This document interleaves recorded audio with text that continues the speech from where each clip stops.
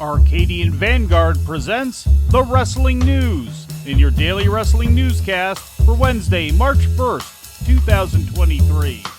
Good morning, I'm Mike Sempervive. We begin today with last night's NXT broadcast live on the USA Network from the WWE Performance Center in Orlando, Florida. In the go-home episode leading into next week's NXT Roadblock episode, Carmelo Hayes defeated Tyler Bate in the main event, pinning him after a flying leg drop. The loss was Bate's first since last September. In the opening match of the show, Nathan Frazier answered the open challenge of NXT North American champion Wes Lee, but went down in a losing effort. The win marked Lee's 10th successful title defense. Following the match, Lee addressed the ongoing open challenge for his North American title in a digital exclusive interview. I mean, the more the merrier. Because over on the West Side, we're very, very generous, and I still have plenty of opportunities for anybody that really wants it. So if you think you can stop me, step up. I'll be chilling on the West Side. In promos leading into Roadblock, Shawn Michaels accepted the invitation of Grayson Waller to appear on the Waller Effect interview segment at Roadblock, and Gigi Dolan made her return to NXT TV to call out Jayce Jane, her former Toxic Attraction partner, whom she'll face next week. Jayce, you don't know the 100th of what I've been through!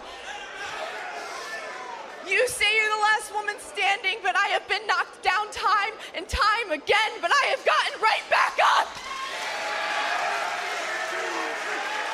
And next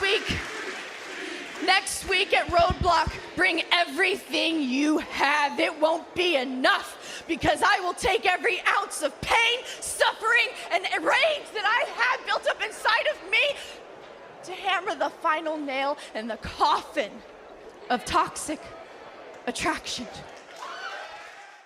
In a pre-taped segment, Wendy Chu was the latest victim of a Performance Center parking lot attack.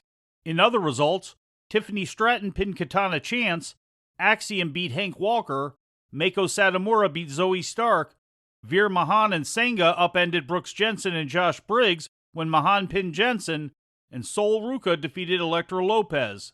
Valentina Feroz laid out Lopez with brass knuckles after the match.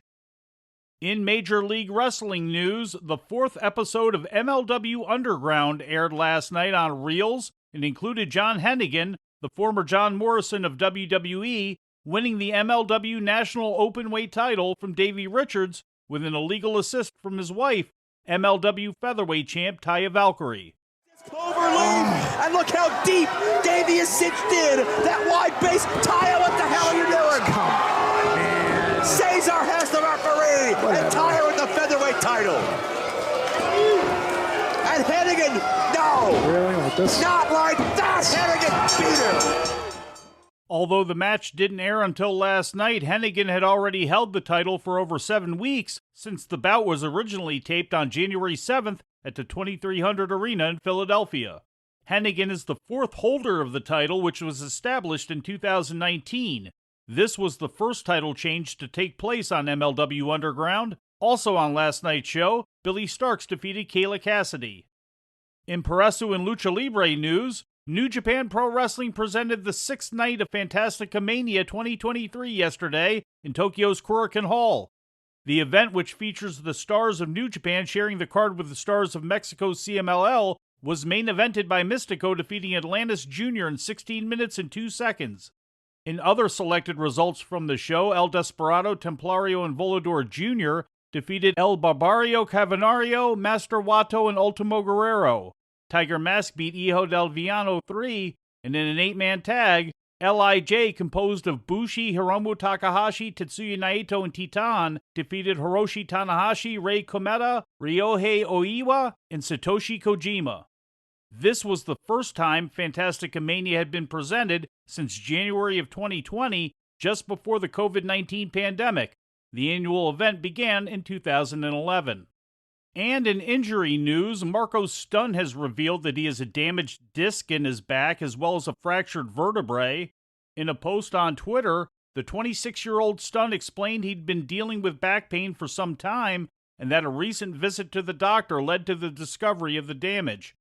Stunt did not address the specific causes of the damage or when he might be able to return to the ring. Stunt's last match to date took place on a GCW card on January 21st, and he's competed in only 5 matches within the last 6 months. And before we leave you today, we'd like to remind you that however you consume your content, you can find the wrestling news 24 hours a day and 7 days a week across social media. On Twitter, follow us at Wrestling News AV. Our Facebook page is also Wrestling News AV. The Wrestling News can also be found on the Arcadian Vanguard YouTube page. And for those who utilize Amazon Echo devices, just tell Alexa to play the Wrestling News podcast. And remember to make sure you add podcast at the end.